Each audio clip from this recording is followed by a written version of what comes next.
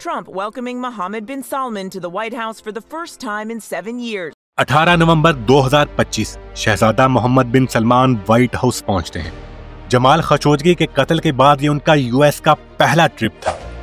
वहां उनसे एक सवाल पूछा जाता है जिसे सुनकर साथ बैठे प्रेसिडेंट ट्रंप को गुस्सा आ जाता है। वो रिपोर्टर पर चीखना शुरू कर देते हैं, तुम्हारा नाम क्या है, तुम्हारा एम्प्लॉयर कौन है। आप सोच रहे होंगे कि आखिर ऐसा क्या ही पूछ लिया था जिस पर ट्रंप को इतना गुस्सा आ गया। Your Royal Highness, the U.S. intelligence concluded that you orchestrated the brutal murder of a journalist. 9/11 families are furious that you are here in the Oval Office. Why should Americans trust you? And the same to you, Mr. President. Who are you with? I'm with ABC News, sir. तो सवाल ये था कि CIA के मुताबिक आप खुद शामिल थे जमाल खशोगी के कत्ल में, तो अमेरिका फिर आप पर कैसे भरोसा करे। Things happen. But he knew nothing about it, and we can leave it at that. You don't have to embarrass our guest by asking a question like that. तो दोस्तों, आज हम बात करेंगे जमाल खशोगी के बारे में। वो कौन था, उसे क्यों कत्ल किया गया, क्या वाकई इसके कत्ल के पीछे मोहम्मद बिन सलमान का हाथ था। 21 जून 2017 वो दिन था जब मोहम्मद बिन सलमान सऊदी अरब के क्राउन प्रिंस बने, और इसी महीने जमाल खामोशी से सऊदी अरब छोड़कर अमेरिका चले जाते हैं।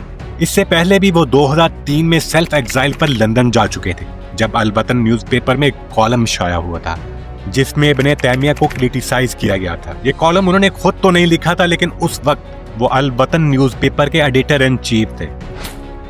अब बात करते हैं 2016 की। इस साल सऊदी अथॉरिटीज ने जमाल पर मुकम्मल बैन लगा दिया था। ना वो कोई आर्टिकल लिख सकते थे, ना टीवी में अपेयर हो सकते थे, और ना ही सोशल मीडिया पर कुछ बोल सकते थे। इसके साथ ही इन पर दबाव और निगरानी में इजाफा होता गया, और उनके दिल में एक नया खौफ जन्म लेने लगा था कि शायद अगला कदम उन्हें हमेशा के लिए खामोश कर देना हो। जमाल पर लगी इस पाबंदी के पीछे दो बड़ी वजूहात थी। पहली ये कि वो अरब स्प्रिंग के हामी थे, यानी वो मूवमेंट जिसमें मिडिल ईस्ट के कई मुल्कों में अवाम ने डिक्टेटरशिप के खिलाफ आवाज उठाई थी और डेमोक्रेसी का मुतालबा किया था। और दूसरी वजह यह थी कि वो डोनाल्ड ट्रंप के सख्त मुखालिफ थे। ट्रंप 2016 में इलेक्शन जीत चुके थे। और फिर अगस्त 2016 में जमाल अमेरिका जाकर पहला ट्वीट करते हैं, मैं दोबारा लिखने और बोलने लगा हूँ।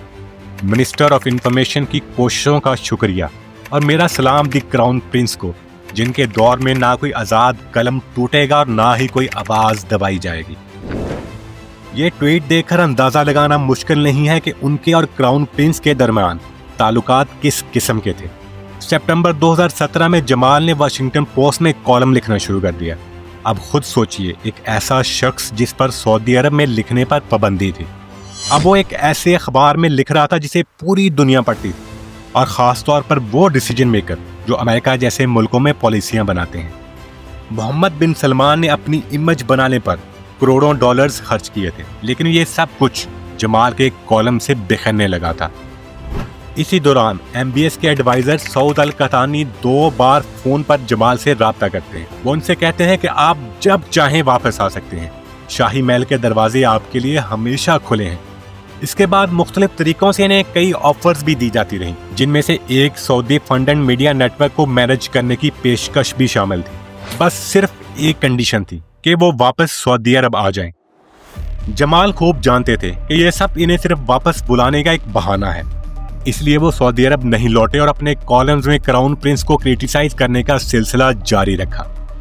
और फिर सितंबर 2018 में जमाल आखिरी बार अमेरिका से टर्की का सफर करते हैं। 10 सितंबर को वो इस्तांबुल के अतातुर्क एयरपोर्ट पर उतरते हैं। इनका इरादा था कि वो यहाँ 17 अक्टूबर तक रुकेंगे। वो यहाँ अपनी शादी के सिलसिले में आए थे, तुर्की की स्कॉलर खतीजा के साथ, जिनसे इनकी पहली मुलाकात मई में एक इंटरव्यू के दौरान हुई थी। 28 सितंबर को जमाल और खतीजा दोनों म्यूनिसिपल ऑफिस जाते हैं, ये जानने के लिए कि शादी के लिए किन किन डॉक्यूमेंट्स की जरूरत होगी। उन्हें बताया जाता है कि इन्हें एक ऐसा सर्टिफिकेट चाहिए होगा जिससे ये साबित हो कि वो दोनों सिंगल हैं। जमाल को ये सर्टिफिकेट सिर्फ सऊदी कॉन्सुलेट से मिल सकता था। फिर वो दोनों एक टैक्सी लेते हैं और सऊदी कॉन्सुलेट की तरफ रवाना हो जाते हैं। वहां पहुंचकर जमाल अपना फोन खतीजा को दे देते हैं, क्योंकि कॉन्सुलेट के अंदर फोन ले जाने की इजाजत नहीं होती है। और फिर वो दरवाजे के उस पार चले जाते हैं। जब जमाल वापस आते हैं तो वो खासे खुश नजर आते हैं। आते ही खतीजा से कहते हैं कि उन्होंने मेरा बहुत अच्छे तरीके से वेलकम किया, और साथ ये भी बताया कि जो डॉक्यूमेंट्स चाहिए वो चंद दिनों में ही मिल जाएंगे। जमाल अपनी शादी की तैयारियां तकरीबन मुकम्मल कर चुके थे। अपार्टमेंट, फर्नीचर और बाकी सब जरूरी सामान का बंदोबस्त हो चुका था। सिर्फ चंद चीजें बाकी थी जो वो सोच रहे थे कि डॉक्यूमेंट मिलने के बाद ही खरीदेंगे। उनके चेहरे पर खुशी थी और दिल में एक नई जिंदगी का ख्वाब। चंद दिन बाद जमाल कॉन्सुलेट फोन करके डॉक्यूमेंट्स के बारे में पूछते हैं। उन्हें जवाब मिलता है कि 2 अक्टूबर दोपहर 1:30 पर आ जाएं, आपके डॉक्यूमेंट्स तैयार होंगे। 2 अक्टूबर की सुबह जमाल एक बार फिर कॉन्सुलेट फोन करते हैं अपनी अपॉइंटमेंट को कंफर्म करने के लिए। उन्हें दोपहर 1 बजे का टाइम दिया जाता है। कॉन्सुलेट, जो उनके अपार्टमेंट से तकरीबन 15 किलोमीटर दूर होता है, वो और खतीजा दोबारा वहां पहुंच जाते हैं। सीसीटीवी फुटेज से देखा जा सकता है कि दोपहर 1:14 पर जमाल कॉन्सुलेट के अंदर दाखिल होते हैं। पिछली बार की तरह इस बार भी वो अपना मोबाइल फोन खतीजा के हवाले कर देते हैं, जो बाहर उनका इंतजार कर रही होती है। 3:30 से ऊपर टाइम हो चुका था। जमाल को कॉन्सुलेट के अंदर गए हुए तकरीबन 2 घंटे से ज्यादा हो चुके थे। खतीजा परेशान होने लगती हैं। आखिर वो अभी तक बाहर क्यों नहीं आए? वो कॉन्सुलेट से निकलती हुई गाड़ियों को गौर से देखती रहती हैं। शायद किसी में जमाल हो। वक्त गुजरता जा रहा था और उनकी परेशानी बढ़ती जा रही थी। फिर वो गेट के करीब खड़े एक ऑफिसर से पूछती हैं, जमाल कहाँ है? मैं बाहर उनका इंतजार कर रही हूँ। ऑफिसर का जवाब चौंका देने वाला होता है कि अंदर कोई नहीं है, सब जा चुके हैं। खतीजा कॉन्सुलेट के नंबर पर कॉल करती हैं और दोबारा वही बात कहती हैं, मैं जमाल की फियांसी बात कर रही हूँ, वो अभी तक बाहर नहीं आए, मैं बाहर गेट पर इंतजार कर रही हूँ। लेकिन दूसरी तरफ से कॉल काट दी जाती है। कुछ लम्हों बाद कॉन्सुलेट के अंदर से एक ऑफिसर गेट पर आता है। वो खतीजा की तरफ देखता है और कहता है कि अंदर कोई नहीं है, सब जा चुके हैं, यहाँ मजीद इंतजार करने का कोई फायदा नहीं। ये सुनकर खतीजा की टांगें कांपने लगती हैं। खतीजा इसके बाद फौरन यासीन इक्ताई को फोन करती हैं, जो उस वक्त प्रेसिडेंट एर्दोगान के चीफ एडवाइजर होते हैं। ये वो नंबर था जो जमाल ने उन्हें खुद दिया था, ये कहकर कि अगर कभी कोई इमरजेंसी हो तो इनसे कांटेक्ट करना। यासीन इक्ताई सारी बात गौर से सुनी और फिर खतीजा से कहा कि आप वहीं रुके, मैं चंद कॉल्स करता हूँ, कुछ पता करने की कोशिश करता हूँ। यासीन इक्ताई फौरन हरकत में आते हैं। सबसे पहले वो जनरल इंटेलिजेंस के चीफ को कॉल करते हैं, फिर वो प्रेसिडेंट के ऑफिस में कांटेक्ट करते हैं। अगले 3 से 4 घंटे वो मसलसल फोन कॉल्स और इन्फॉर्मेशन इकट्ठी करने में लगे रहते हैं और फिर ये बात कंफर्म हो जाती है कि जमाल लापता हो चुके हैं। वो इस्तांबुल में मौजूद सऊदी कॉन्सुलेट में दाखिल तो हुए मगर बाहर कभी नहीं निकले।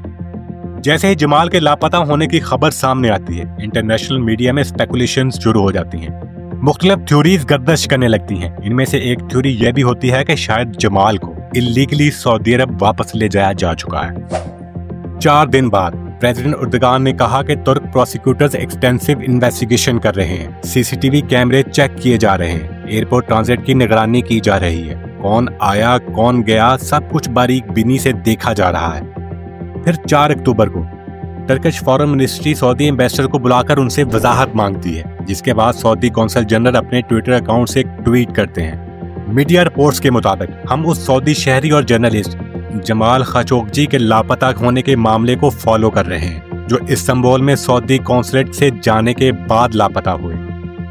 जमाल के लापता होने के सिर्फ 1 दिन बाद ब्लूमबर्ग न्यूज एजेंसी को एक इंटरव्यू देते हुए मोहम्मद बिन सलमान ने कहा, मेरी इंफॉर्मेशन के मुताबिक वो आए थे और चंद मिनट या 1 घंटे बाद निकल गए थे। उन्होंने ये भी कहा कि जमाल इस वक्त कॉन्सुलेट के अंदर मौजूद नहीं है और मजीद कहा कि अगर वो सऊदी अरब में होते तो मुझे जरूर पता होता। जमाल के लापता होने के 5 दिन बाद पहली बार ये खबर सामने आई कि इन्हें कत्ल कर दिया गया है। दूसरी तरफ सऊदी कॉन्सुलेट मुसलसल यही दावा करता रहा कि जमाल ना तो बिल्डिंग के अंदर हैं और ना ही सऊदी अरब में और ना ही इन्हें कॉन्सुलेट में कत्ल किया गया है। 6 अक्टूबर को कुछ रिपोर्टर्स को कॉन्सुलेट की बिल्डिंग के अंदर ले जाया जाता है ताकि ये दिखाया जा सके कि जमाल वहां मौजूद नहीं है। लेकिन हैरत की बात यह थी कि कौंसल जनरल ने साथ ये भी कहा कि वो ये साबित नहीं कर सकते कि जमाल बिल्डिंग से बाहर निकले थे क्योंकि सिक्योरिटी कैमरे काम नहीं कर रहे थे। ये सुनकर सब चौंक जाते हैं कि अगर वो वाकई बाहर चले गए हैं जैसा कि आप कह रहे हैं तो वीडियो दिखा दें उनके बाहर जाने की। आखिर ये कैसे पॉसिबल है कि इतनी अहम बिल्डिंग के कैमरे ही खराब हों। फिर 8 अक्टूबर को एक तुर्क न्यूज़पेपर ने रिपोर्ट किया कि तुर्क इंटेलिजेंस एजेंसियां इस्तांबुल में सऊदी कौंसलेट की 26 गाड़ियों की निगरानी कर रही है, खासतौर पर उस दिन की जब जमाल लापता हुए थे। कौंसलेट के करीब लगे सीसीटीवी कैमरों में देखा जा सकता है कि 2 मर्सिडीज गाड़ियां जो जमाल के कौंसलेट में दाखिल होने के 1 घंटे और 50 मिनट बाद कौंसल जनरल के घर पहुंचती हैं। ये गाड़ियां 3 दिन तक वहां खड़ी रहती हैं और फिर चौथे दिन इन्हें कौंसलेट के करीब एक कार वाश पर ले जाया जाता है, जहां इन्हें एहतियात से धोया जाता है। इन्वेस्टिगेटर्स के मुताबिक जमाल की लाश के टुकड़े इन्हीं गाड़ियों के जरिए कौंसलेट से कौंसल जनरल के घर मुंतकिल किए गए थे। 10 अक्टूबर को बीबीसी ने रिपोर्ट किया कि तुर्क मीडिया ने उन अफराद की तस्वीर और नाम जारी किए हैं जिन्हें असैसिनेशन स्क्वाड का हिस्सा बताया जाता है।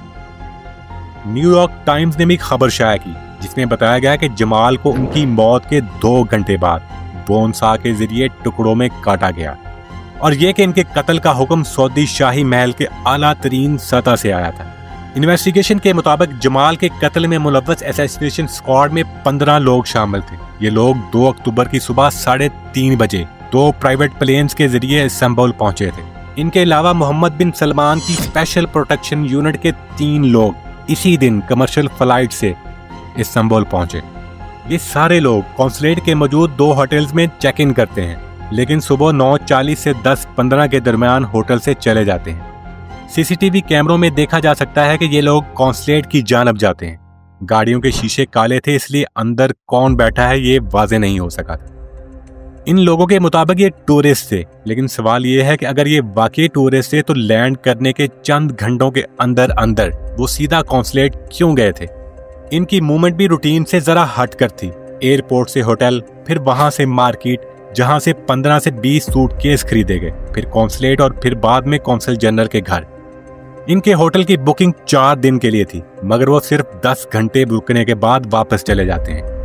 सोचने की बात यह है कि अगर वो वाकई टूरिस्ट थे तो एयरपोर्ट से आने के बाद फौरन वो सीधा कौंसलेट क्यों गए थे, इतने सारे सूटकेस क्यों खरीदे थे और सिर्फ 10 घंटे में वापस क्यों चले गए थे। ये सब कुछ बिल्कुल भी नॉर्मल नहीं लगता था।